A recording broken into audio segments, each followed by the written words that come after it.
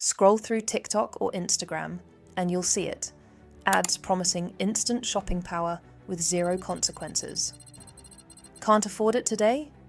No problem. Split it into 4 easy payments. Buy now, pay later. Apps have exploded in popularity, turning everyday purchases into debt disguised as convenience.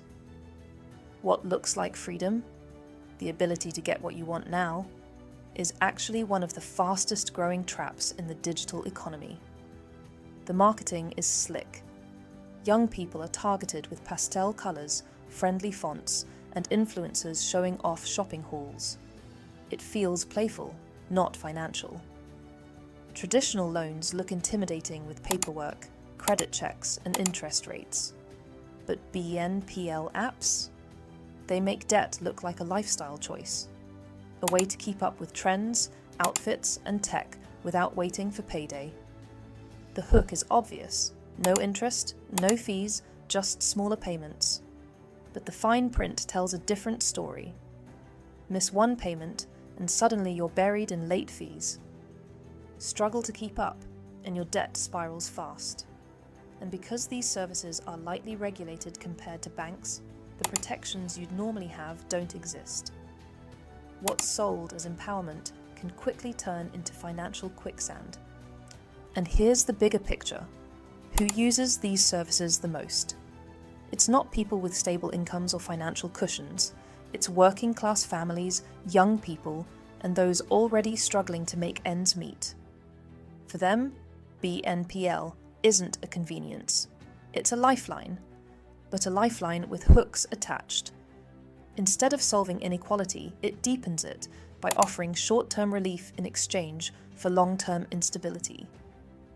Social media plays a central role in this cycle. Platforms don't just host ads for BNPL, they normalize it. Influencers casually promote their discount codes or show off luxury items they couldn't have afforded otherwise. Debt isn't framed as a burden, it's rebranded as self-expression. And because social media thrives on aspiration, BNPL companies fit perfectly into the algorithm. The platforms already push luxury fashion, new gadgets, and trending aesthetics. BNPL turns that pressure into profit. You're encouraged to desire more, faster, and when the financial reality doesn't line up, the apps are waiting to bridge the gap. For a price. What makes this particularly dangerous is how invisible it feels. A credit card makes you consciously swipe, knowing you're borrowing. BNPL apps slip seamlessly into checkout. Just one extra click, and suddenly you're locked into weeks of payments. It feels painless in the moment, but the long tail of those decisions quietly shapes your financial future. And while wealthier people can use BNPL as a budgeting tool or even for rewards, poorer users often end up trapped. A missed paycheck, a sudden bill, or a small emergency is all it takes to tip the balance. What started as 4 easy payments becomes a cycle of penalties, overdraft fees, and mounting debt. The people who can least afford to stumble are the ones most likely to pay the highest price. BNPL apps claim to democratize access to goods. But what they really do is democratize debt, spreading it wider and deeper than before, cloaked in the language of empowerment. And like payday loans of the past, they don't just reflect inequality, they actively reinforce it. The rise of buy now, pay later isn't just about consumer choice, it's about how inequality gets coded into financial technology. For decades, payday loan stores preyed on working-class neighborhoods, trapping people in cycles of debt. Today, BNPL apps do the same thing, but with slicker branding, influencer partnerships, and the legitimacy that comes from being embedded in major retailers' checkout systems. The exploitation hasn't ended. It's simply gone digital. And this digital shift means the targeting is sharper than ever. Social media platforms know exactly who is most vulnerable. Young people, low-income users, and communities historically excluded from traditional credit.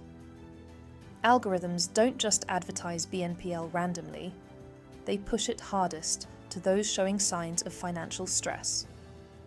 If you've liked content about budgeting tips or posted about financial struggles, you're more likely to see BNPL ads.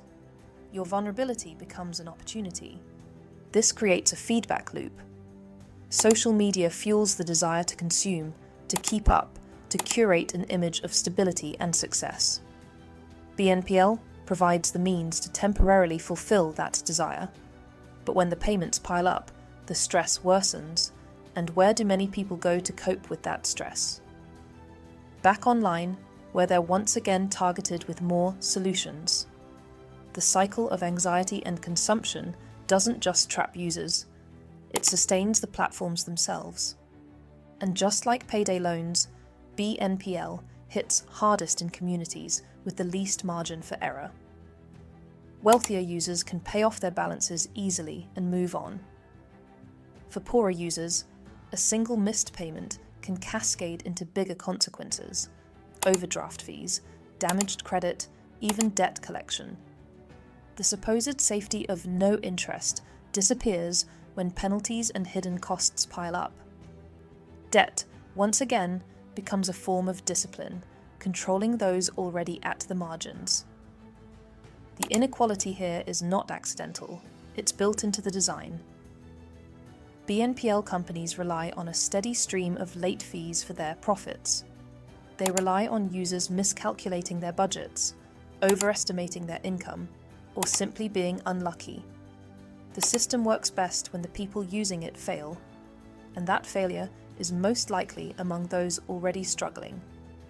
So what does this mean for the future? If BNPL continues to grow unchecked, debt will become an even more normalized part of everyday life. Younger generations may grow up believing that splitting payments is simply how the economy works. And when that mindset takes hold, the power imbalance deepens. Corporations get consistent revenue streams, while individuals lose financial freedom one small installment at a time.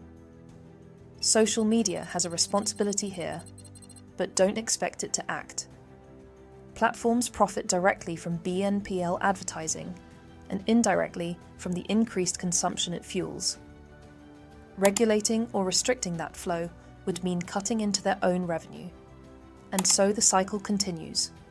Promote aspiration, push debt as the solution, monetize the fallout. The real solution can't come from apps selling financial wellness while profiting from distress. It has to come from recognizing debt as a structural issue, not just an individual mistake. That means stronger protections, clearer regulations, and new conversations about what financial justice looks like in a digital economy. Because until then, the same communities once targeted by payday loans will keep being targeted again, this time through the devices in their pockets. Here's the uncomfortable truth: debt has always been a tool of control. What's changed is the interface. From neon payday loan signs on the corner to pastel-coloured BNPL apps on your phone, the story remains the same. Convenience is the bait, inequality is the hook. And unless we challenge the system, the cost of staying afloat will keep rising, one easy payment at a time.